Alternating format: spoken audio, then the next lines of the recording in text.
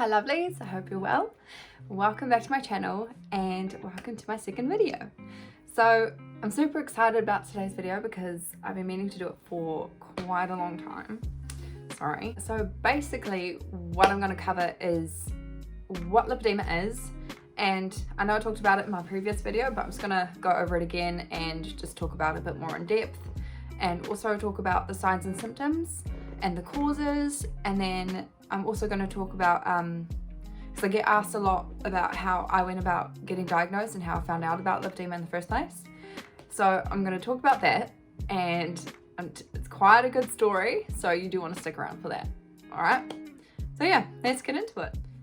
So first things first, I'm just going to give a rundown on what lipedema is. Basically, lipedema is a fat disease that affects the limbs, so the legs and the arms. Lipedema is completely separate to normal fat, so it kind of grows on top of your regular fat, and it's a lot more dense and hard, and it tends to grow in like little marble type things, but sometimes the nodules can even get like this big and bigger. This fat is different because it doesn't metabolize like normal fat does, so diet and exercise doesn't break it down or shrink the fat cells like it would with regular fat, and it grows on its own as well, which is great. Once it kicks in, it just starts growing and forming on its own, but obviously as you gain weight, it does tend to aggravate it a little bit more, and it kind of speeds up the process. But again, everybody's different. Like some people can stay at stage 1 for basically their entire life and not have any issues, but then some people have it more aggressively and it will just like balloon. Like with me, I think I had quite an aggressive form of it, because as soon as I hit puberty, my legs just like went, you know. So yeah, that's exciting. But getting diagnosed is actually quite difficult because it's still not a recognized condition in most places of the world.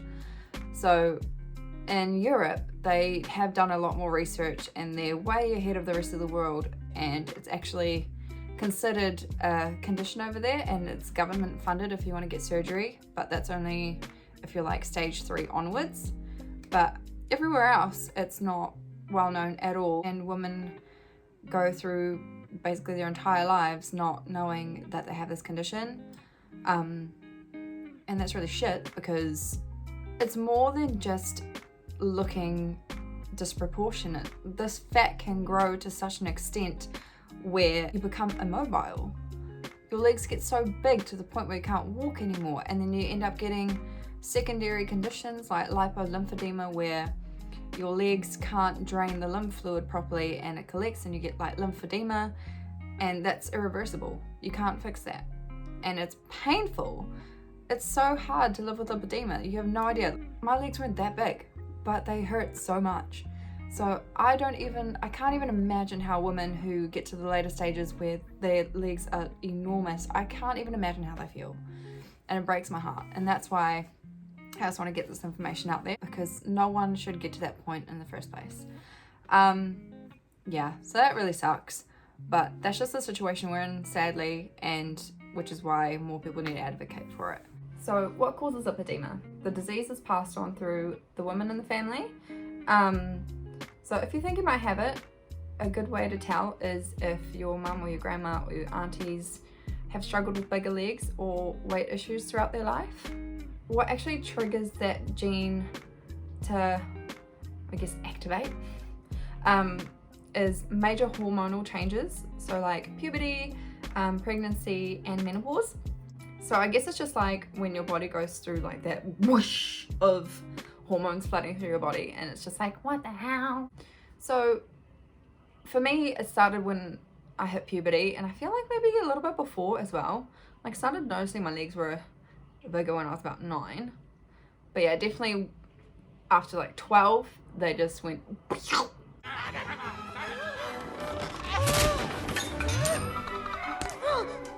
and it just progressively got worse. But yeah, it's different for every woman. Like, not everyone gets it at the same time in their life. So a lot of them do start at puberty, but quite often it takes pregnancy to set it off, or even menopause. So it just depends. It's like a game of Russian roulette, really.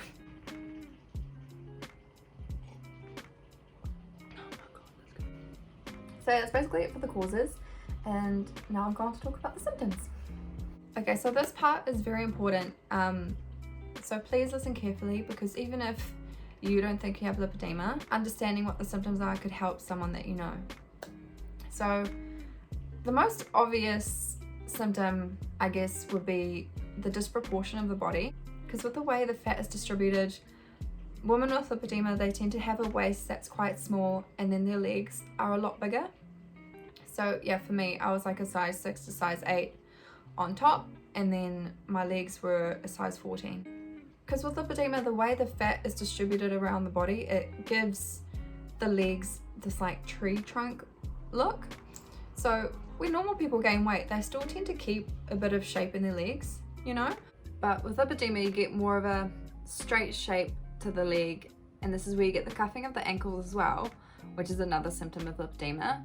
So basically, it's just the fat is evenly distributed through the calf and just abruptly stops at the ankles and gives that cankle look. And also another thing that we get a lot is bruising and broken veins. Why this happens is because the lipedema fat puts so much pressure on our blood vessels, and it's pushing them closer to the surface of the skin, and it makes them more fragile, and so they're more likely to burst. So even like the most gentle impact on the legs causes bruising, and yeah, we get quite a lot of like spider veins and broken veins because they're just like being forced up. Another symptom is pain. Women in earlier stages aren't as affected by this, so it's usually like late stage 1 onwards we start experiencing pain. So it's basically just the pressure that the fat's putting on your legs that causes this pain, and what it feels like, or what it felt like for me, was like growing pains where it just radiates from the bone and felt like this intense constant pressure on the leg. So yeah, it was never like a sharp pain that I could pinpoint. It was always just this dull constant pressure pain. Yeah, so like all through my teenage years, like, I always complained about how sore my legs were, and my mum just put it down to being growing pains. And I struggled a lot at night as well. My legs felt quite restless and just sore. So if that's something that you're experiencing, then yeah, just look into that. So another symptom is swelling, and this is because lipedema fat, it puts so much pressure on your lymphatic vessels as it grows that it stops your body from effectively draining that lymph fluid on its own. Then you tend to get all this fluid build up in your legs.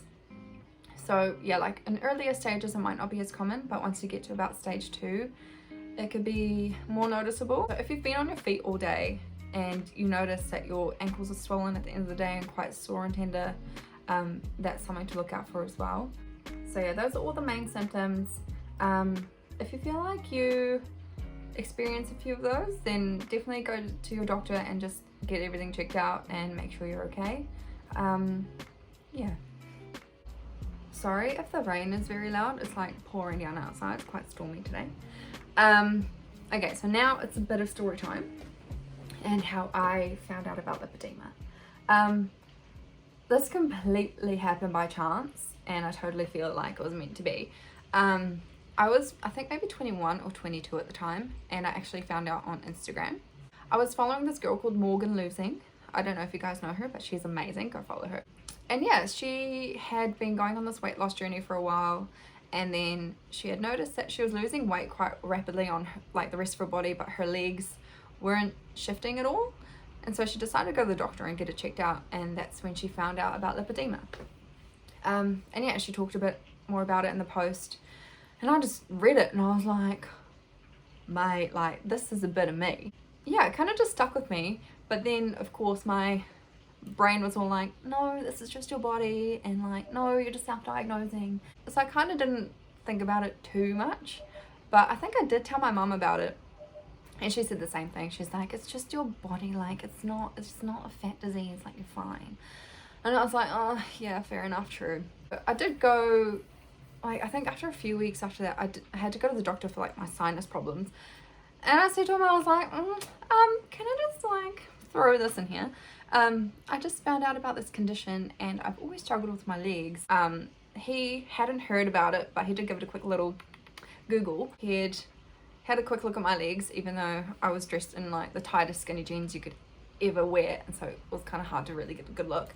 And I had a quick like little comparing between the screen, and he was like, oh, like I actually can see similarities, and like I can't diagnose you because I don't know about it, but if you want, I can go get like a sample of your fat taken and get it sent off and get it tested. And I was like, oh, that sounds like a bit of a debacle. And then I had already done like a little bit of research and known that it wasn't that well known. So I was just like, ugh, like they won't know what to do, like it's not gonna get anywhere. So I just gave up. And I didn't think about it for at least another 1.5 years. But yeah, like it kind of stuck in my head a little bit, and it was always like, right there. And then one day I was just like, you know what, I'm just gonna research it some more. And even though I was like 22, 23, I was useless at using Instagram, and I was like, how can I find out more about lipedema on Instagram? And then I finally had the idea to just hashtag lipedema. And yeah, so much stuff came up, and like I found all these other accounts of women who'd been going through it. And so I was like, okay, I'm just gonna start adding random women and start messaging them. And yeah, this was a big deal for me because I'm very shy and I usually keep to myself a lot, but I was like, whatever, like I want to know about it, so I'm just gonna message them anyway. And so I did, and they're so lovely and so helpful, like all of them. I think, yeah, I found this one lady, and she told me about her surgeon that she went to, and his name was Dr. Stutz, and he's in Germany. I think she was American. And yeah, so she just gave me his email, and I was just like, well, I'm just gonna ask him if I can maybe get like a email diagnosis, and if I can just send off photos and do it that way. And yeah, no, he emailed back and he was like, yeah, no, sure, send the photos through, I'll see if I can diagnose you. And I was like, cool, like this is going somewhere. So yeah, no, I did that, and he did end up getting back to me within a couple of days, and he's like, yeah, you know what, like you actually have the typical body type of lipedema. I really do think you have it, but I can't give you a proper diagnosis because obviously I can't see you and like feel you, but I think you have it. And yeah, he kind of asked me about surgeries and stuff, but I wasn't quite there yet. So yeah, I felt like really relieved and quite emotional. I was like, oh my god, like I might actually have this. But I was still kind of uncertain because obviously it wasn't an in-person diagnosis, so there was still that little voice in my head being like, this might still just be your body, like don't get too excited. But I told my mum anyway, and yeah, she said the same thing. She's like, honey, like just stop, like this is just your body, calm down. And then I was like, you know, like no, like I'm so sure I have this, but I want to do more research, but I think this is me. And yeah, so I just I messaged some more women on Instagram, and then I came across this girl, Myra. She's German, and she is actually how I found my surgeon. And yeah, so I just told her what I experienced, and again, she gave me Dr. Heck's information. And so I did the same thing. I emailed him, and I was like, okay, look, like I already emailed this surgeon, and he reckons I have it, but I just want like a second opinion. So is it okay if I email you my pictures as well? And he as well replied within a couple of days and was like, yeah, sure, send it through. And I had to take quite specific photos, like frontal on and then side on, like it was legit. And he said the same thing. He's like, you have the typical body, because luckily for me, my waist was quite small. Like, I wasn't my biggest, but yeah, my body was just easy to distinguish. So yeah, I felt a little bit more at ease with the second opinion, but I still felt a little bit uneasy, and I knew that there were some surgeons in Australia, so I did consider maybe booking flights and going to go get diagnosed in person there. But then I was like, oh, maybe I should just accept these two diagnoses from two well-known surgeons and just move on and start planning something. And yeah, after this I did tell my mum again, and I was like, no, look, like now 2 surgeons reckon I have it, like this is serious. And then I started showing all the symptoms and stuff and what other people experience, and she actually started believing me and being like, okay, yeah, this could be real. And yeah, so I just asked Dr. Heck if I could book an online consultation, and he was so nice about it. He didn't charge me for it. I don't know if this is like a normal thing, but I really appreciated it because obviously I couldn't go to Germany. But yeah, so we had a Skype consultation and we talked for about an hour, and he was very sweet and just went over all the symptoms and stuff, and basically spent the entire time just like crying, being like, oh my god, like I appreciate you so much. And yeah, so another thing, I talk about my mum a lot because me and her are quite close, and like if I don't have her support with anything, then it's just like, yeah. Anyway, so my mum was like, oh, like I really do think we should just try and get you seen by a GP. And I was just like, Mum, no one knows about it, it's not gonna help, and I've already been told that I have it, so that's enough. But she's like, no, like I just think you should see someone. And I was like, oh, okay, but like good luck finding someone. But she went to her GP, and so my mum's GP told her that there was a vascular surgeon who works next door to the like doctor's practice, who had just attended a lipedema conference the week before, and so he was able to see me. Like what are the odds? So yeah, so we booked in to see him. That was quite expensive. I think it was like $180. But yeah, no, he was so lovely though, so lovely, and he just like reassured me. My mum was able to ask questions, and so she was able to get her head around it as well, because obviously like she thought I was just overweight my entire life, and she actually has it as well, but not as bad. And yeah, so it was like closure, and it was just a way for us to actually have this face-to-face conversation. It was a lot more personal. And yeah, so it was leaving there that we're like, okay, let's book surgery, let's get this done.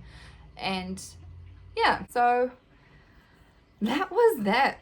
And from there I just booked surgery, and then a year later I was in Germany getting it done.